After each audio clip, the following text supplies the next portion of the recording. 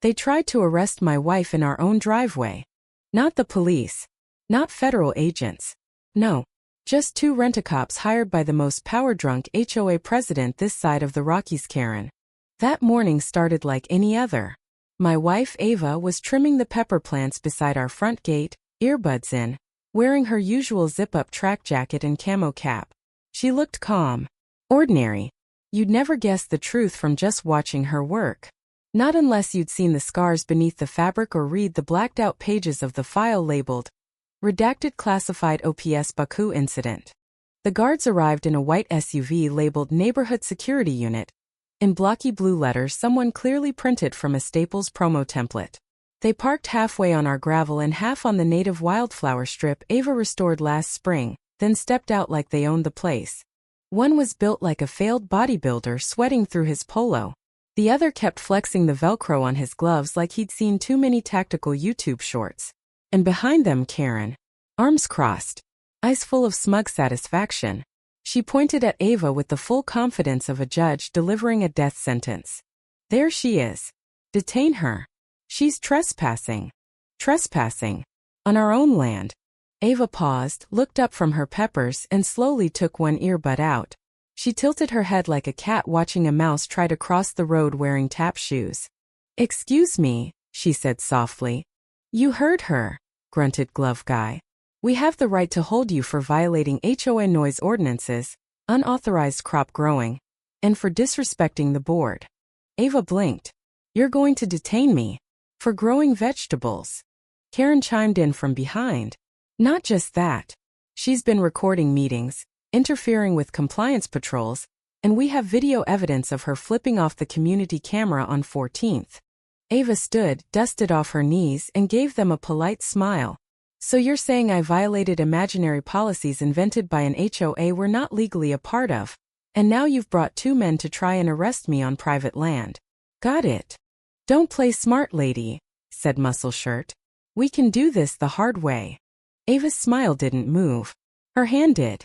Fast.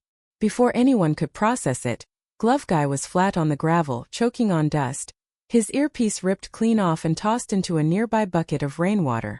Muscle Shirt tried to step in and found himself flying face-first into the flower bed. His cheap plastic badge cracked in half. Karen screamed. Ava calmly picked up her gloves, dusted them off, and turned to me as I walked out from the house holding a lemonade. "I used the gentlest one," she said. "Number 3. I nodded. "Good call. Too early for number 6. Karen stumbled backward, clutching her phone like a crucifix. You just assaulted licensed officers. You're going to jail. I will sue you both for obstruction, assault, and terrorism." I raised an eyebrow. "Karen, these guys aren't licensed. And unless you filed with the state in the last 48 hours, they're impersonating officers. You just committed a felony. On camera." Her face dropped. "You're bluffing." Ava pulled out her own phone and tapped the screen. Instantly, our driveway security feed played back everything. Every insult. Every threat. Every false claim. Even the part where Karen muttered, "This time she won't outsmart me," under her breath while adjusting her knockoff Gucci sunglasses. Karen froze. Now I could have let the cops handle it from there. Called the real sheriff's department, handed over the footage, and watched her try to explain how HOA security meant two guys from Craigslist in polos with pepper spray and delusions. But that's not what happened next. Because this wasn't Karen's first stunt. Just last month, she filed a noise complaint saying Ava's martial arts training was terrorist behavior. She'd circulated a memo claiming my wife fit the profile of a foreign intelligence asset. And worse, tried to get our property rezoned under emergency code, to make us subject to HOA bylaws we explicitly opted out of when we purchased the land. Karen didn't know who Ava was. Didn't know she once taught evasion and interrogation resistance to intelligence agents. Didn't know she held 3 dual passports under sealed federal programs. Didn't know the Pepper Garden doubled as a training perimeter for threat detection drills used in national security contracts. But she was about to find out. Karen didn't go down quietly. Nosh tripled down. The next day, she filed a formal incident report with the local sheriff's office claiming Ava had assaulted 2 recognized neighborhood enforcement agents, and threatened public peace with paramilitary behavior.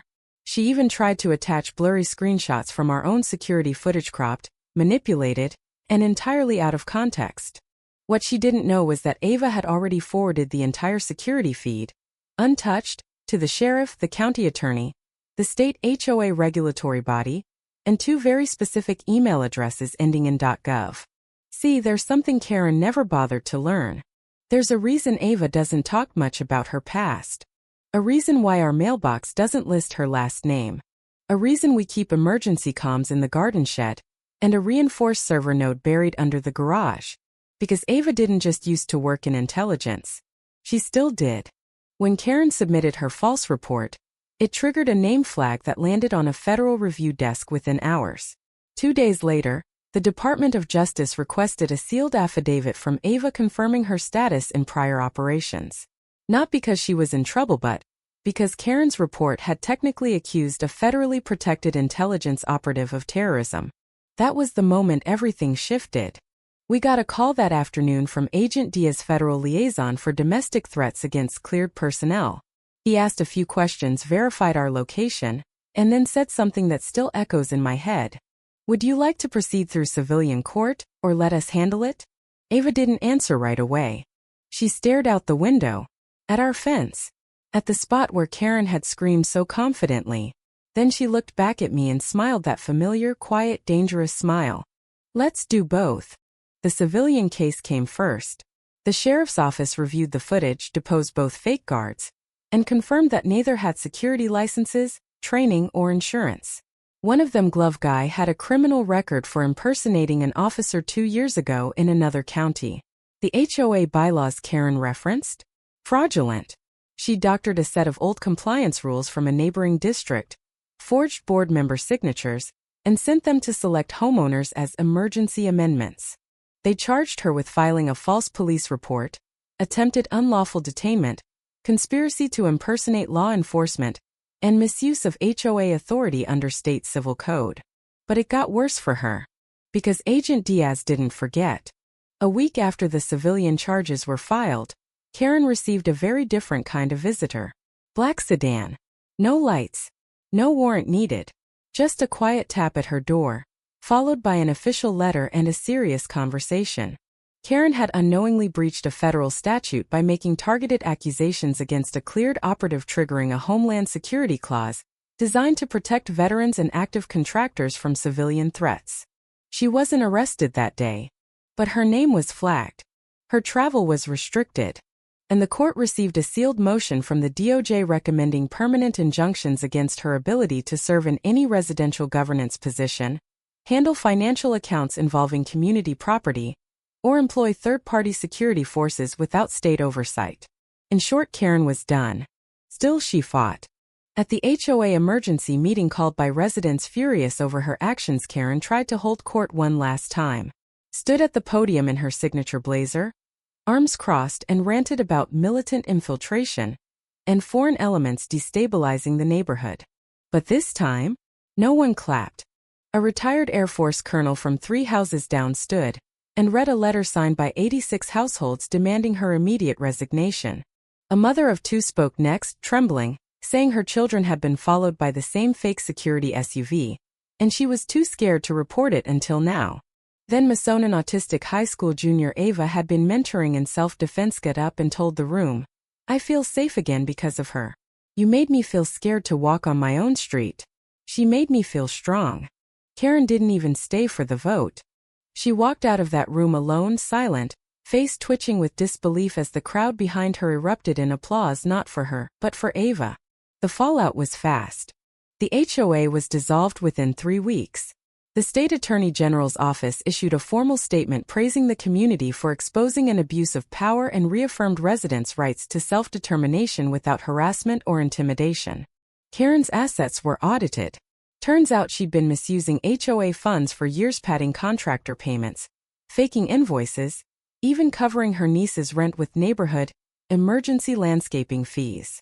She pleaded guilty to 3 counts of financial fraud and accepted a plea deal that barred her from any leadership or advisory position for life. But it wasn't Ava who stood over her. It wasn't revenge. It was the community. It was us. Because when people like Karen build their power on silence, the worst thing you can do is give that silence a voice. A month later, we hosted a block party. Marcus brought chili. Mason ran a martial arts demo with Ava by his side. Families danced. Kids biked freely past the fence. And no one looked over their shoulder. Ava rarely talks about what happened now, but I'll never forget what she told me that night under the porch light. Holding my hand, her gaze quiet and distant. They think strength is noise, she said. But the real power is knowing how to vanish someone's control without ever raising your voice. She didn't vanish Karen. She exposed her. One truth at a time. Do you think Karen got what she deserved? Or should the law have gone further? Speak up, your voice may be the silence someone else needs to break.